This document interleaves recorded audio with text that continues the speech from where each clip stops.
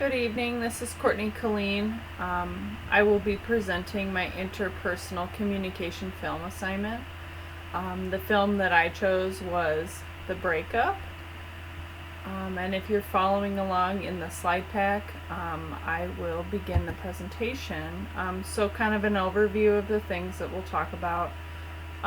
The breakup, just kind of a general idea of what the film is about and kind of the stages it goes through. We'll move to theories of relationship development, models of relationship development, and then maintenance and ending a relationship. So the breakup, in essence, when we're viewing the film and we get to the point kind of right before Gary and Brooke break up, and essentially the film is kind of showing us their breakup and their different sides of it, and maybe what they're experiencing with relationships in terms of their families and friends, with each other, and kind of where they come, their conclusion at the end. So that's kind of in essence the film, not to go into too much detail on it. The theories that I kind of looked at in terms of relationship development were social penetration theory and interdependency theory.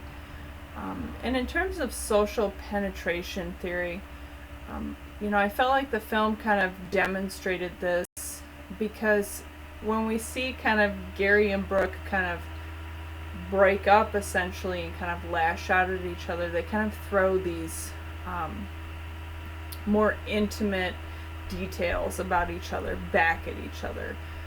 We also see kind of depenetration, where they, essentially share less and less with each other about, themselves. Kind of a reverse of that, where they're not sharing as much intimate information.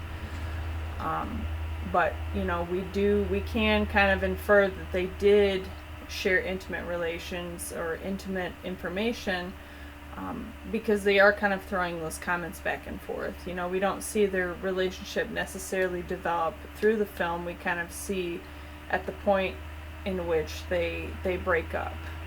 They go through kind of this little bit of ugly breakup. But we can infer, based on some of the information that the film presents in their relationship, that they did do some degree of self-disclosure. They did share some intimate details, whether it was about themselves or family members, things like that. In terms of interdependency theory, I feel like in terms of Brooke and Gary, they kind of gauge this differently. Interdependency theory kind of weighs the cost-benefit analysis. So, I'm putting in all this effort into my relationship. What am I sort of getting out of it? And we kind of see Brooke kind of realizing, or at least, stating that, I'm not getting what I put into this relationship. And I think we really see that after Gary fails to show up at the old 97's concert. She kind of felt really let down, and I think at that point, when she invited him, she was extending an olive branch. Through the film, she was kind of retaliating. They were both retaliating against each other. She was kind of extending an olive branch because their plan, essentially backfired.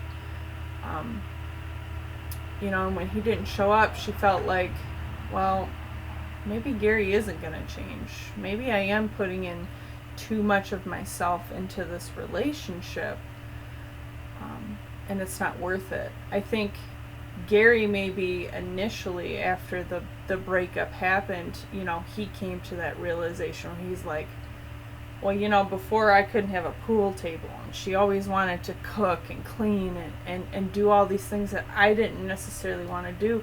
Now I can do those. So I think, they kind of came to these realizations at different points in time in the relationship. And in terms of model of relationship development, As I mentioned before, the film doesn't really show too much on their relationship development. We kind of see them meet in the beginning, which I would say maybe is the contact phase. Gary buys 6 hot dogs, offers Brooke a hot dog, and then kind of approaches her after the baseball game and kind of, tells her why her current date isn't sufficient for her, and kind of plays himself up a little bit and gives her almost no choice but to, go out with him.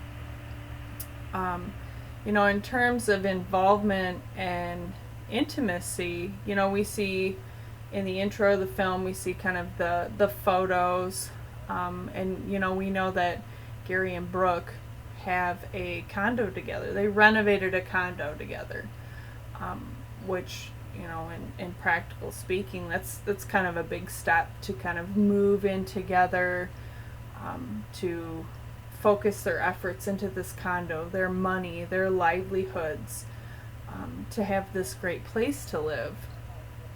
And when we get to deterioration, repair, and disillusion, we kind of see the relationship. We see there's some problems. When Brooke asks for 12 lemons, Gary only brings home 3. There's kind of that uncomfortable family dinner, and then kind of after that where I think things kind of really take a turn is, Brooke wants to wash the dishes before she goes to bed. Gary doesn't. He kind of wants to relax. And I think, they come to the realization that, I put in this amount of effort and I don't feel like you appreciate that. And I think that's kind of, what they kind of banter back and forth with through the whole movie is they don't feel like the other appreciates them. And I think in terms of repair, they approach this at different times. Brooke extends that olive branch for the old 97s concert. She feels like Gary lets her down. Her plan to kind of, break up with him and make him realize that he's missing out on the greatest thing ever, sort of backfires. But, Brooke sort of gives truth to Gary. She tells him how she feels, which I don't think she'd ever done before. And Gary comes to this realization, well, maybe I am a little selfish. Maybe I don't necessarily compromise. We always have to do things my way. And he cooks a meal for Brooke, and he kind of approaches her and says, I wanna be together. I cook this for you to show you that I appreciate you. And we also see Gary in terms of his relationship with his brother in the business. He goes in and completes his travel logs, which his brother would have had to do, and that took away time from his family. So he kind of realized, maybe I am a little selfish. And I think in terms of repair, they didn't hit it at kind of the same time. And as we approach kind of disillusion, the condo gets sold. And I think at that point, that was kind of the final realization that they are going to kind of go their separate ways. And coupled with that is, what I spoke to earlier with the repair stage being different for both of them. I think they kind of came to the realization that the relationship was over, in terms of a romantical relationship at different times. I don't think they reached that at the same time, but with the condo being sold, that was kind of like the final push. We're going to go our separate ways. We see Brooke going off to travel. Gary's going to invest his time in his business and doing the tourism in Chicago with his family. And then, coming to maintenance and ending a relationship, I really truly believe that Gary and Brooke are still going to be friends, if not potentially entering in a romantic relationship. And the reason I say that is, they kind of met each other on the street.